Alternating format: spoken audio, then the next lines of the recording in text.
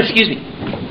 Okay, so this morning we've been talking about ulcers, a lot of depth and interest and things like that. And what we see in the MGB is that our risk of patients getting ulcers or gastritis is about the same as that reported for taking a baby aspirin every day. So there are a lot of people that you may know take a baby aspirin every day, and about 6% per year get bleeding ulcers from taking that aspirin, and roughly the same number, 6%, get bleeding ulcer or gastritis every year if you have a mini-gastric bypass.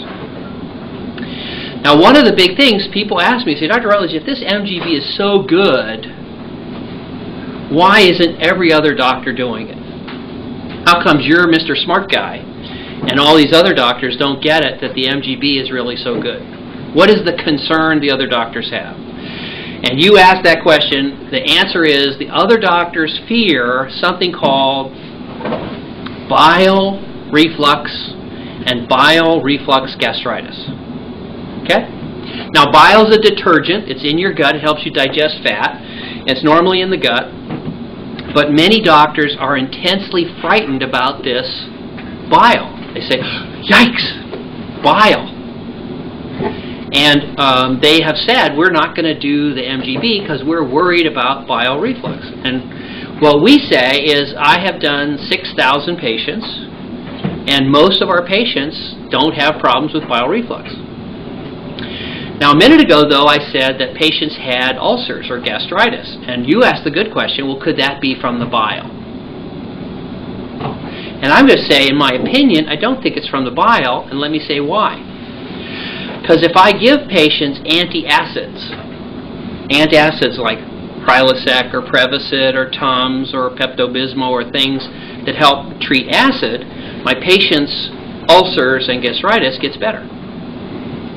Remember Holly's story from earlier today. She said after her surgery she had nausea and upset stomach, and we were treating her, and that she got Acifex, which is an antacid, and her gastritis symptoms went away. If she had bile reflux causing her gastritis, Acifex and antacids won't help. So we see people all the time who get acid, get ulcers, and get antacids, and the ulcers or gastritis gets better. So to me it seems obvious that's not bile reflux because we're not giving them anti-bile medicine. On the other hand, if you're one of my patients and you go to see a Roux-en-Y surgeon, they will often see gastritis or an ulcer and they'll say, aha, this must be bile reflux, because that's what they thought they were going to see. And they will actually operate on my patient and convert them to a Roux-en-Y. And we've seen that done. So now we actually have it in the permit to say, if you want to do that, you're allowed to, but be aware, if you take irritated, inflamed gastritis or an ulcer at that junction, at the margin, to a Roux-en-Y surgeon, he'll say, aha, see, there's the bile reflux, and he'll convert that patient to a Roux-en-Y. If you bring that ulcer and gastritis to me, I'll say, oh, that's acid, and I'll give you antacids like Holly got, and I expect you would get better. So two different people see the same thing, they interpret it differently, and they treat it differently. May I follow up with a couple quick questions and I'll stop? No, go ahead. No, that's a great question. One of the surgeons that I went to for the dilation said that I had bile reflux, and that was part of the problem. Right. He put me on sucralfate. Yes. Okay. Yep. So he was saying that was causing my gastritis. Right. He was the only surgeon I heard that from a gastroenterologist. Right. The follow-up question is on prior to my surgery, as I wrote in the chart, I had chronic heartburn. I mean, I was on proton pump inhibitors every day, and even those didn't work sometimes.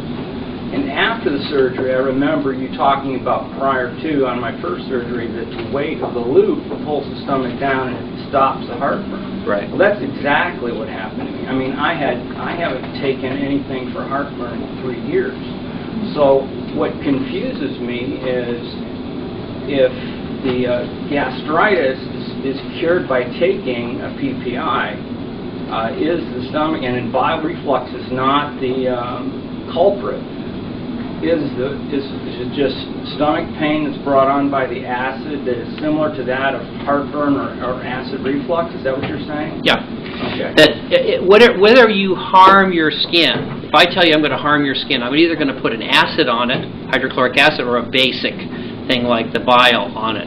Either way, it has the same searing kind of burning pain. You can't tell whether it's acid or basic. And sucralfate, which your doctor gave you, actually is an antacid as well as being slightly anti-bile.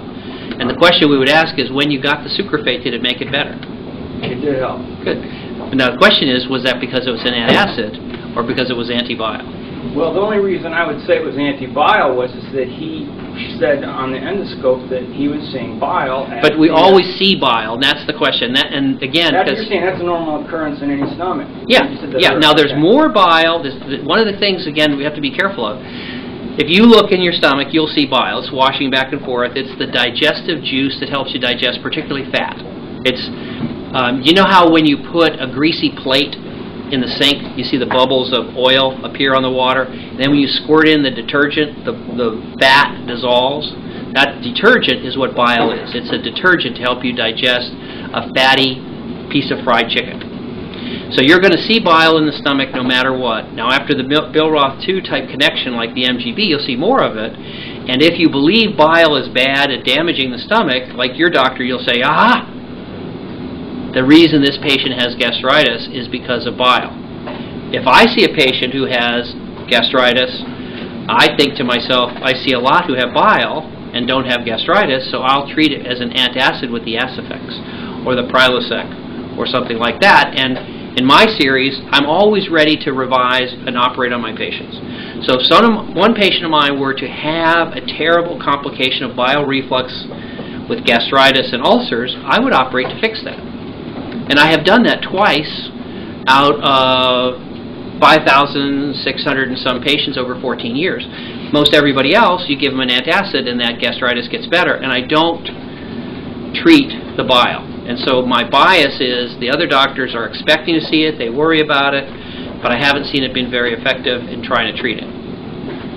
So here's my question then, I guess in the end, is that with the problems that I had with strictures, yes, and the fact that I had some stomach pain and some discomfort, and I was under the wrong impression, I thought that when you removed the duodenum that there was no way that bile got into your stomach. This is the first time I've heard that. No, it comes back up. I understand. Yeah. So my question to you is, you did my surgery a few days ago. Could my stricture have been exacerbated by my not taking a PPI? Because I only took it for about 6 months to a year afterwards, and I was told, and I saw online that some people take it the rest of their life, some people don't need to, and I thought since I didn't have heartburn that I didn't need to take it anymore. So do you think that had any impact on the stricture or not? Well, it's hard to go backwards, but we'll say this. Most of our patients don't have strictures. Right. If you have a stricture, you come and see me in clinic, what we will do for the first thing is give you a PPI and other antacids because we want to treat that irritation and inflammation, like your doctor gave you the sucralfate. And when my other patients come and see me early, before they've had 11 dilations, we can routinely make that better.